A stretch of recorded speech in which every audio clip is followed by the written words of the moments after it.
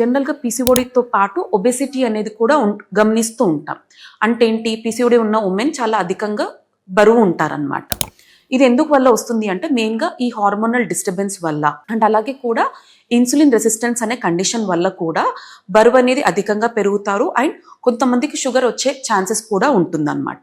న్యాచురల్గా pregnancy planning చేసుకునే ముందు కూడా వెయిట్ రిడక్షన్ అనేది చాలా మ్యాండేటరీ. సో బరువు కనుక నార్మల్ వెయిట్కి వచ్చినట్టయితే, అండ్ అలాగే కూడా షుగర్ లెవెల్స్ ఇన్ కేస్ అధికంగా ఉన్నప్పుడు షుగర్ లెవెల్స్ కూడా తగ్గించినట్టయితే, డైట్ మీద కాన్సన్ట్రేట్ చేయడం, పీసీఓడికి సంబంధించిన యోగా ఎక్సర్సైజ్ చేయడం వల్ల బరువు అనేది తగ్గుతారు, హార్మోనల్ డిస్టర్బెన్స్ అనేది కరెక్ట్ అవుతుంది.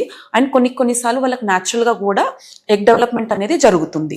దానితో పాటు వారు correct under guidance of infertility specialist treatment కనుక తీసుకున్నట్టయితే డెఫినెట్గా ఎగ్ డెవలప్మెంట్ అవుతుంది, ప్రాపర్గా ఎగ్ రిలీజ్ అవుతుంది, అండ్ ఆటోమేటిక్గా న్యాచురల్ ప్రెగ్నెన్సీ రేట్స్ అనేటివి కూడా డెఫినెట్గా చూస్తూ ఉంటారు.